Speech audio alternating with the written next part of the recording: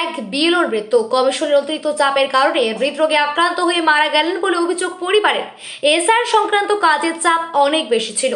1150-র বেশি ভোটারের বিভিন্ন তথ্য বিভিন্নবার দফায় দফায় তুলছে, চাপ ছিল তার উপর।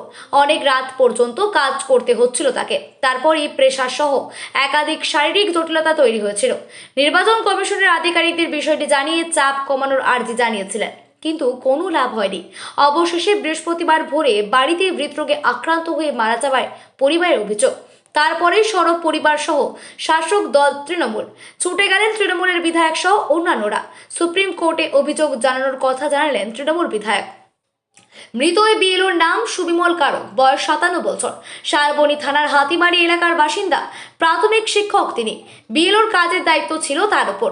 1150-র বেশি ভোটারের দায়িত্ব তার উপর দেওয়া হয়েছিল। দফায় দফায় তাদের তথ্য সংগ্রহ ও আপলোডিং এর দায়িত্ব ছিল। পরিবারের পক্ষ থেকে তার মেয়ের দাবি, অনেক রাত জেগে বাবাকে কাজ করতে হচ্ছিল, যে কারণে প্রেশার সমস্যা হয়েছিল। আধিকারিকদের বিষয়টি জানানো হয়েছিল, কিন্তু কোনো রকম সিদ্ধান্ত দেয়নি। শেষ পর্যন্ত বাবা প্রাণ হারালেন। বৃহস্পতিবার ভোরে এই ঘটনার কথা জানতে পারার পরেই সেখানে ছুটে যান তৃণমূলের মেদিনীপুর বিধানসভার বিধায়ক সুজয় হাজরা এবং পরিবারকে সমবেদনা জানিয়ে সমস্ত রকম সহযোগিতার আশ্বাস দিলেন। সেই সঙ্গে এই ঘটনায় নির্বাচন কমিশনকে নির্যাতন কমিশন উল্লেখ করে ক্ষোভ উগরে দিলেন। বিষয়টি নিয়ে আদালত পর্যন্ত যাওয়ার হুঁশিয়ারি দিয়েছেন এনটিএন। বলবো বলুন, এখন কথাই বেরোচ্ছে না, আর বলবো কি করে কিছু। এটা হচ্ছে অনেকদিন ধরে, মানে প্রবলেমটা তো ছিল আগে থেকে, হার্ট অ্যাটাকের কারণে প্রবলেম ছিল।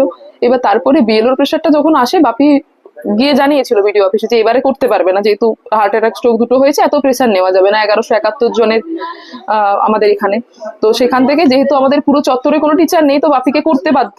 এবার করতে হয়েছে, এতজনের নাম নেওয়া, সেগুলোকে যা যা ক্রিয়া রয়েছে আর কি, সমস্ত কাজকর্ম এই করতে করতে, যেখানে হচ্ছে মানে যে পাড়ায় ঘোরার ব্যাপারটা ছিল, একা একা ঘুরেছে। ওখানেও অসুস্থ হয়েছে অত রোদের মধ্যে দিয়ে, ওখানে অনেকবার মাথা ঘুরিয়ে পড়ে গেছে, তারা এসে দিয়ে গেছে বাড়িতে। এটা নিয়ে ওখানে 3বার হয়েছে। বাড়িতে তো প্রায় দিনই, মানে বিয়েলোর ওটার পরে তার আগে হয়তো সুস্থ ছিল, কিছুটা হাঁটা চলা করতে পারতো, সব ঠিকঠাক ছিল, এখনো পারে। কিন্তু কথা হচ্ছে তারপর থেকে এত মেন্টাল প্রেশার পড়েছে, আর ঠিক করে আর কিছু নয়। দিয়ে এই কালকে আজকে ভোরে কি হয়েছিল, মানে উনি মারা গেলেন, মানে হসপিটালে ভর্তি ছিলেন? না না না, হসপিটালে ভর্তি ছিলেন না, হচ্ছে অসুস্থ একটু ছিলেন, হাঁপানি হচ্ছিল, শ্বাসকষ্ট হচ্ছিল, অনেকদিন থেকেই চলছে, ডাক্তার দেখানো হয়েছে, শ্বাসকষ্ট চলছিল। কালকে রাত্রে হচ্ছে কালকে রাত্রে মোটামুটি সুস্থ ছিল, কিছু না, জাস্ট ওয়াশরুম গেছে, রুমে এসে শুয়েছে, তারপরে ডাকছি আর নেই। কি মনে হয়, এটা কি মানসিক চাপ? মানসিক চাপ তো ভীষণ, পুরোটাই মানসিক চাপ, আর কিছু নয়।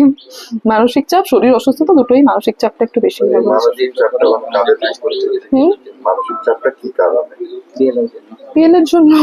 বিএলওর জন্য আরো অনেক কিছু। এবার আমাকে অত তো বলতে পারবো না, কিন্তু বিএলওর জন্য যে মানসিক চাপ, এটা বাপি অনেকবার বলেছে।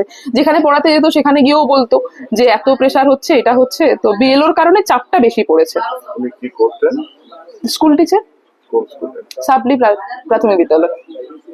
সাবলি প্রাথমিক বিদ্যালয়। বয়স কিরকম? 57+।